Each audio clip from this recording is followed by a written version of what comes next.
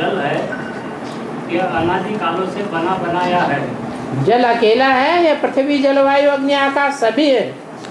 सभी है। पांचों ही तत्व अनादि हैं।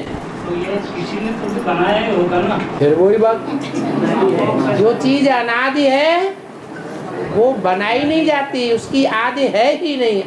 माने नहीं, आदि माने आदि। जिसकी आदि ही नहीं है उसका अंत ही नहीं है।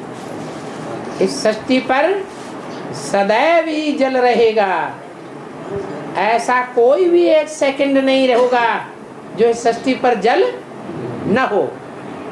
और जहाँ जल होगा वहाँ अग्नि भी जरूर कहीं न कहीं होगी। इसलिए समंदर में आग लगती है, बड़े बड़े तेल के कुएं हैं पृथ्वी के अंदर से फट पड़ते हैं, आग ही आग हो जाती है। पृथ्वी के अंतराल में आग भरी हुई है, जो ज्वालामुखी में आग के शोलों के रूप में फट पड़ती है। जब वो आग पिघलती है तो पत्थर बन जाते हैं पहाड़ों के। वायु, इस सृष्टि पर वायु सदैव है ही है। एक सेकंड भी इस सृष्टि पर ऐसा नहीं हो सकता जो वायु न हो। जैसे आत्मा अनादि है वैसे ये प्रकृति के पांच तत्व भी इस सृष्टि पर अनादि है।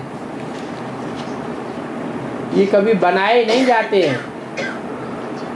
हाँ, इनके जो चैतन्य रूप हैं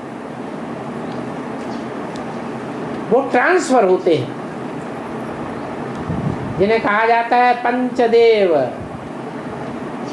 अग्नि देवता, जल देवता, सूर्य देवता, वायु देवता। ये देवताओं के रूप में इनका चैतन्य रूप में मान्यता है, जो कभी यहाँ रहते हैं इस सृष्टि पर, कभी वो आत्मा परमधाम में ट्रांसफर हो जाती हैं थोड़े समय के लिए, वो भी सदा काल के लिए नहीं।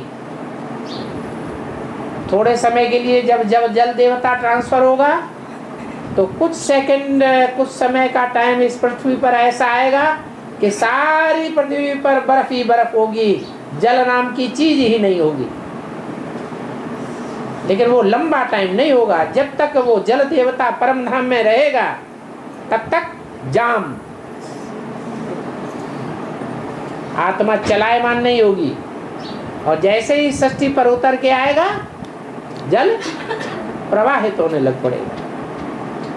ऐसे ही दूसरी चैतन्य आत्माएं हैं, अग्नि देवता।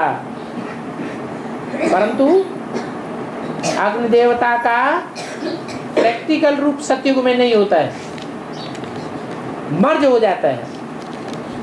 वहां अग्नि नहीं होगी, अग्नि देखने में भी नहीं आवेगी, क्योंकि अग्नि का कृत्रिम रूप द्वापर युग से तैयार हुआ। मनुष्यों ने लकड़ी के साथ लकड़ी घिसी और घिसने से उसमें चिंगारी फूट पड़ी। तो ये कृत्रिम पैदाइश हुई या पहले से अग्नि थी? पैदाइश हुई। तो अग्नि कृत्रिम है, ये बनाई जाती है, बाकी जल तो है ही है। और वायु के लिए क्या होगा? ऐसे ही वायु, एक टाइम ऐसा आएगा कि